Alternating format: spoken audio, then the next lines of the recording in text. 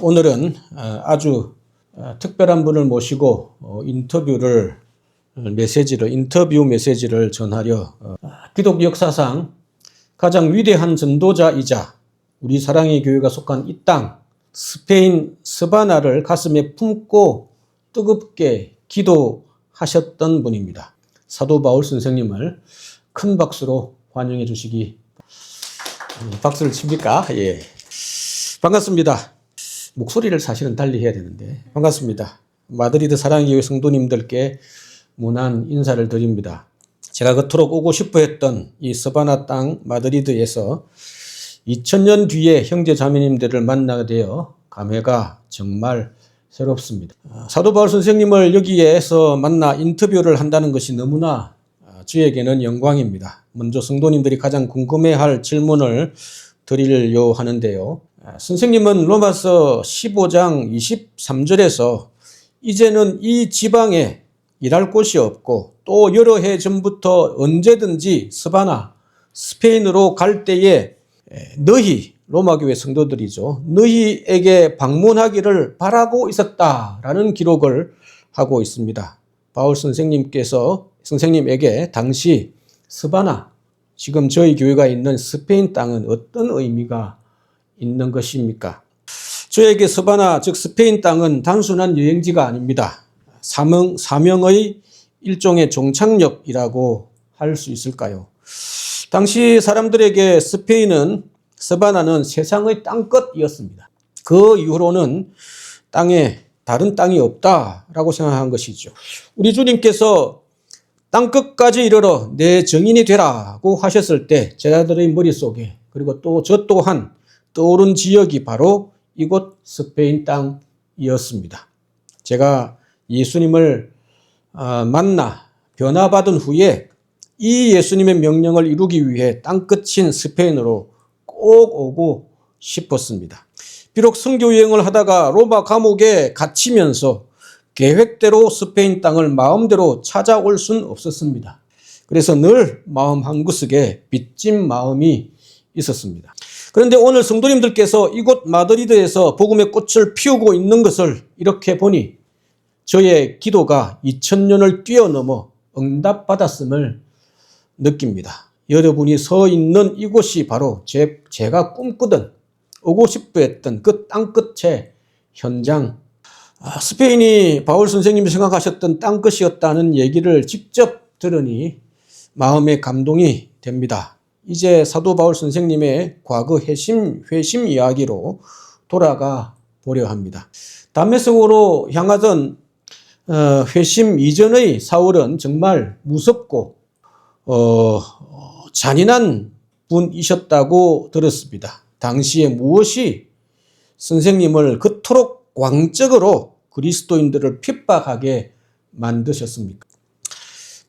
그리스도인들을 핍박했던 그때를 떠올리니 참 부끄럽습니다. 그때 저는 이스라엘 민족의 신앙, 하나님을 믿는 신앙을 지켜야 한다라는 명분 아래 나 자신의 의로움에 사로잡힌 괴물이나 다름이 없었습니다. 저는 바리새인 중에 바리새인이었고 율법으로는 흠이 없다고 스스로 자부했습니다. 저의 눈으로 볼 때 나사렛 예수는 한낱 하나님의 거룩한 성전을 모독하고 율법을 파괴하는 이단아일 뿐이었습니다. 예수가 죽었다가 다시 살아났다 이렇게 그의 추종자들이 주장하고 믿었지만 죽은 사람이 살아난다는 것이 어떻게 상상이나 할 수 있겠습니까? 저는 그의 추종자들이 꾸민 이야기로 알고 있었습니다. 스데반 집사가 순교당할 때 제가 증인의 옷을 내 발밑에 두었던 것을 혹시 기억하실 것입니다. 그때 저는 진심으로 이런 행동이 하나님을 기쁘시게 하는 일이며 민족의 신앙을 수호하는 일이라 확신했었습니다. 이런 잘못된 확신으로 다른 사람을 처단하고 죽이고 핍박하는 것을 정당하다라고 착각하고 있었습니다. 잘못된 확신이 얼마나 무서운지 저는 제 인생의 가장 부끄러운 그 시절을 통해 뼈저리게 깨닫게 되었습니다. 사도 바울 선생님, 다메섹으로 가는 길에 도대체 어떤 일이 있었던 것입니까?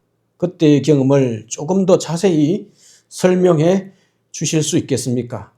예, 사도 예루살렘에서 대제사장들과 모든 장로들의 공문을 가지고 다메섹으로 가는 길이었습니다. 그들을 체포하여 오는 것을 허락한다 라는 공문입니다.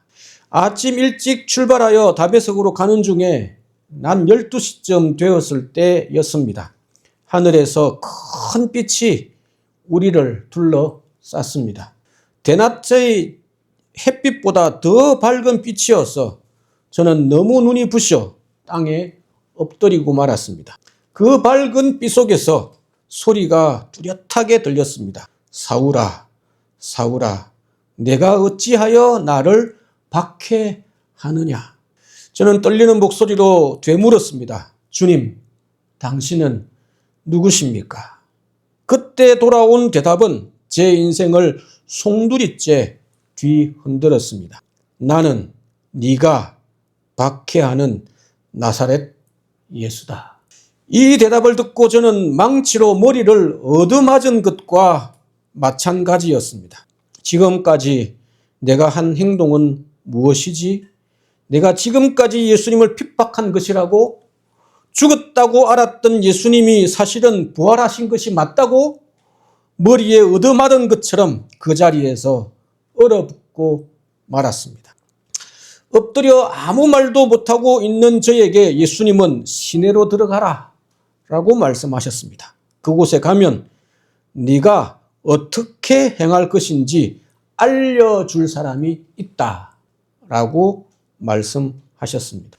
저는 힘을 내어 일어났지만 너무 강하고 밝은 빛을 본 것 때문인지 저의 시력은 회복되지 않았습니다. 다른 사람의 부축을 받아 다메섹에 갔지만 사흘 동안 보지도 먹지도 마시지도 못했습니다. 부활하신 예수님께서 직접 나타나신 정말 놀라운 사건이군요. 예수님께서 직접 나타나신 사건을 경험한 사도 바울 선생님의 마음의 변화가 궁금합니다. 이 사건 이후에 3일간 식음을 전폐하셨다. 먹고 마시는 것까지 전폐하셨다라고 말씀하셨는데 그 3일 동안 어떤 마음의 변화가 있으셨습니까? 부활하신 예수님을 만난 사건이 너무나 충격이어서 도무지 먹고 마실 수가 사실은 없었습니다. 눈도 잘 보이지 않으니 자연스럽게 기도에 집중할 수밖에 없었습니다. 그러나 그 3일은 제 인생에서 가장 축복받은 시간이었습니다. 육신의 눈으로 볼 수 없으니 비로소 영의 눈이, 신앙의 눈이 열렸다고 비유할 수 있습니다. 저는 3일 동안 모든 것을 먹지 못하고 기도하며 몇 가지 중요한 진리를 깨달았습니다. 나사렛 예수님이 부활하셨다는 주장이 사실이구나. 그렇다면 그들의 주장대로 예수님은 메시아, 구약 성경에서 말하는 구원자일 수 있겠구나 하는 논리적 결론입니다. 이런 진리를 깨닫자 제가 가말리알 선생님에게서 배웠던 모든 구약 성경의 예언들이 재구성되어 하나로 연결되기 시작했습니다. 이사야 선지자를 비롯하여 구약 성경에 예언된 고난받는 종이 바로 예수님이구나. 스데반 집사가 순교하며 하늘이 열리고 인자 되신 예수님이 하나님 우편에 서 있는 것을 보았다고 했는데 그 말이 사실이구나. 그래서 예수님의 추종자들이 자기 목숨을 버리면서까지 예수님에 대한 신앙을 지킬 수가 있었구나 하는 깨달음이었습니다. 지금 되돌아보면 예수님을 만난 뒤 3일간은 제가 다시 태어난 시간, 회심의 시간, 영적인 거듭남의 시간이라 볼 수 있습니다. 다메섹으로 가는 길에 부활하신 예수님을 만났습니다. 이로 인해 저의 잘못된 확신과 헛된 신앙이 제가 쌓아 올린 교만한 지식을 완전히 산산이 무너뜨려 버렸습니다. 그 위에 오직 의인은 믿음으로 말미암아 구원을 얻는다라는 하나님 나라의 복음, 구약 성경의 말씀, 그것이 오직 예수님의 이름으로 구원 얻는다는 복음임을 확신할 수 있는 시간이었습니다. 제가 예수님 안에서 새로운 피조물로 다시 태어나는 시간이었던 것이죠. 바울 선생님께서 다메섹 성에 있었던 3일 동안이 다시 태어나는 시간이었다고 말씀하시니 참 귀한 은혜가 됩니다. 그 3일이 지난 뒤에 아나니아라는 제자가 바울 선생님을 찾아와서 형제 사울아라고 불렀다고 했는데 그때는 어떤 마음이 들었습니까? 그리고 그의 안수로 다시 보게 되었을 때 예전의 세상과 무엇이 다르게 보이셨습니까? 아나니아라는 제자가 찾아와서 저를 향해 형제 사울이라고 불렀을 때 그동안 참았던 눈물이 왈칵 쏟아졌습니다. 저는 예수님의 추종자들을 붙잡아 끌고 가기 위해 다메섹의 성에 온 것인데 이런 저를 형제라고 불렀을 때 말로 표현할 수 없는 감정이 복받쳤습니다. 아나니아가 저에게 안수했을 때 저의 눈에서 비늘 같은 것이 벗겨지고 다시 볼 수 있었습니다. 마치 그동안 저의 눈을 가리고 있던 편견과 고집의 비늘이 벗겨지는 것 같았습니다. 단순히 시력만 회복한 것이 아니었습니다. 세상과 성경을 바라보는 눈과 가치관이 완전히 바뀌었습니다. 이전에는 모세 율법으로 사람을 판단했지만 이제는 오직 예수님만으로 구원 얻는다는 은혜의 복음으로 세상을 바라볼 수 있었습니다. 구약 성경이 모두 하나님의 아들 예수님을 가리키고 있음을 깨닫게 된 것이지요. 그리고 그 자리에서 즉시로 세례를 받고 기쁜 마음으로 그곳에 있었던 제자들과 함께 식사하고 기운을 차리었습니다. 사도 바울 선생님께서 체험한 회심 사건을 직접 듣게 되니 참 기적 같은 이야기입니다. 그런데 아나니아에게 안수받으며 사도 바울 선생님의 사역에 대한 예언의 말씀도 함께 들었다라고 이야기하셨는데 어떤 내용이었습니까? 예수님께서 환상 중에 저에게 이렇게 이야기했다라는 내용을 아나니아에게 들을 수 있었습니다. 직가라는 거리에 있는 유다의 집에 가서 다소 사람 사울을 찾으라. 그가 기도 중이다. 라는 말씀을 했다는 겁니다. 그러나 아나니아는 그 얘기를 듣고 그 환상을 듣고 처음에는 주저했다고 하더군요. 제가 다메섹 성도들을 붙잡아 가기 위해 왔다는 소식을 이미 알고 있었기 때문입니다. 그런데 주님께서 다시 이렇게 말씀하셨다고 전해주었습니다. 이 사람은 내 이름을, 예수의 이름을 이방인과 왕들과 이스라엘 자손들에게 전하기 위해 택한 나의 그릇이다 라고 말씀하셨습니다. 이제 와서 생각해 보니 아마도 이 말씀이 저의 사명, 선교적 사명, 비전에 대한 예수님의 예언이었다고 생각합니다. 그래서 저는 이방인들의 선교를 위해 왕들에게 그 복음을 증거하기 위해 재판의 자리에 서면서까지 지금까지 달려왔습니다. 부활하신 예수님을 만날 때부터 사실상 전도와 선교의 사명을 받으신 것과 마찬가지군요. 사도행전 뒷부분에 기록된 사도 바울 선생님의 1, 2차, 3차 선교 여행을 보면 정말 많은 고생을 하신 것 같습니다. 고생요, 말도 마십시오. 제가 매맞고 굶주리고 제가 탔던 배가 파손당하고 수많은 고생을 했습니다. 그러나 저의 모든 순간이 감사하고 행복했을 뿐입니다. 부활하신 예수님을 만난 이상 부활하신 예수님을 전하는 것을 멈출 수가 없었습니다. 먼저는 예수님의 부활을 부정하고 예수님의 메시아 되심을 인정하지 않는 유대인들에게 내가 만난 예수님을 전하여야 한다는 빚을 느꼈습니다. 그러나 거의 모든 유대인들은 구약 성경에 갇혀 예수님의 메시아 되심을 인정하지 않았습니다. 부활하신 예수님에 대한 성경에 기록된 분명한 사실관계 자체도 확인하고 싶어 하지 않았습니다. 저는 이게 가장 안타까웠습니다. 유대인들을 생각하면, 저의 동족을 생각하면 너무나 안타까웠습니다. 제가 가졌던 편견과 거짓 확신을 그들도 깨지 못하고 있었거든요. 그래서 저는 어쩔 수 없이 사도행전 13장 때부터 유대인들의 반대를 뒤로하고 이방인들을 향한 선교로 방향을 바꾸게 된 것입니다.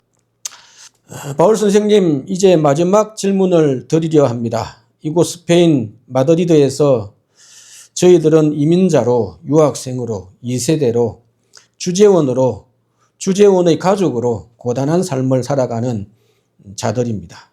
이 마드리드 사랑의 교회 성도들에게 꼭 해주고 싶은 말씀이 있다면 무엇입니까? 마드리드 사랑의 교회 형제자매 여러분, 2000년의 시간과 공간을 지나 지금 여러분이 있는 이곳 스페인의 땅에 여러분이 와 있는 것은 결코 우연이 아닙니다. 제가 2000년 전 그토록 오고 싶어 했던 땅끝 서바나에 여러분을 보내신 분은 잠깐인지 모르겠지만 오직 하나님이십니다. 제가 부활하신 예수님을 만난 것처럼 지금 여러분은 예수님을 똑같이 만날 수는 없지만 예수님의 부활을 의심했던 도마에게 하신 예수님의 말씀을 다시 인용해 드리려 합니다. 너는 나를 보았기 때문에 믿느냐? 나를 보지 않고도 믿는 사람들은 복이 있다 라는 말씀입니다. 제가 만난 예수님께서 시간과 공간을 초월하여 지금 우리의 마음에 함께하고 있음을 저는 믿습니다. 인터뷰를 마무리하며 제가 드릴 말씀은 세 가지입니다. 먼저 첫째로 지금도 부활하여 살아계신 예수님을 말씀을 통해 보지 않고도 믿는 축복을 누리시길 바랍니다. 저는 복음을 방해하다가 예수님의 주권적인 역사로 얻어맞고 부활하신 예수님을 기적같이 만나게 되었습니다. 많은 사람들이 저의 기적같은 회심을 부러워하지만 결코 좋은 것만은 아닙니다. 오히려 진짜 축복은, 진짜 대단한 믿음은 성경 말씀에 나와 있는 그대로 보지 않고 믿는 믿음입니다. 저는 여러분이 이런 축복을 받아 누릴 수 있기를 소망합니다. 혹 이런 질문을 하시는 분들이 있을지 모르겠습니다. 믿고 싶지만 잘 믿기지 않는데 어떻게 믿으라는 말씀입니까? 저의 선교, 이런 분들에게 저의 선교 동력자인 누가의 경우를 예로 들어보겠습니다. 누가는 예수님을 직접 만나지도 예수님의 기적을 직접 목격하지도 못했습니다. 사도들이 전해준 복음을 잘 듣고 예수님을 믿게 된 경우입니다. 누가의 경우가 여러분과 무엇이 다릅니까? 누가가 기록한 누가복음과 사도행전을 찬찬히 이런 관점으로 읽어보시기 바랍니다. 예수님을 믿을 수 있는 충분한 이유를 발견하실 수 있을 것입니다. 둘째로 다음 세대를 제2의 바울로 키우시는 여러분 되기를 소망합니다. 저처럼 선교사가 되라, 목회자가 되라는 얘기가 아닙니다. 삶의 모든 영역에서 하나님의 일꾼을 준비하는 가정과 교회가 되라는 뜻입니다.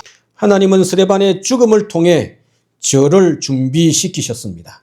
지금 여러분의 곁에 있는 아이들, 청년들, 유학생들 속에 미래의 사역자, 모든 일터에서 일하는 사역자들이 숨어 있습니다. 당장의 열매가 없다고 낙심하지 마십시오. 사람을 키우는 일은 인내가 필요합니다. 세 번째로 선교의 운전대를 주님께 맡기시기 바랍니다. 여러분의 가정과 일터가 바로 선교지입니다. 여러분의 가족과 친척과 옆에 있는 동료가 바로 선교의 대상, 사역의 대상입니다. 제가 로마 감옥에서도 복음을 전했듯이 여러분의 일상 속에서 그리스도의 향기를 전하는 사람 되시기 소망합니다. 예수님의 살아계심을 경험한 사람이 바로 예수님의 편지이며 예수님의 향기이기 때문입니다. 너무나 귀한 말씀 감사합니다. 너는 나를 보았기 때문에 믿느냐? 나를 보지 않고도 믿는 사람들은 복이 있다라는 예수님의 가르침을 사도 바울 선생님의 입으로 직접 들으니 더 큰 도전이 됩니다. 지금까지 사도 바울 선생님의 회심에 대한 간증과 고백을 전해 들었습니다. 사도 바울 선생님께서 우리에게 주신 권면처럼 보이지 않는 예수님을 성경 말씀을 읽고 믿음으로 확신하는 우리 모두가 되기를 소망합니다. 또한 다음 세대를 예수님의 일꾼으로 준비시키는 가정과 교회 되기를 소망합니다. 마지막으로 선교의 운전대를 예수님께 맡기고 마지막 땅끝까지 복음을 전하는 증인의 사명을 온전히 감당하는 모든 성도님들 되시기를 간절히 소망합니다. 인터뷰에 응해주신 사도 바울 선생님께 감사드리고 모든 영광을 하나님께 올려드립니다. 감사합니다.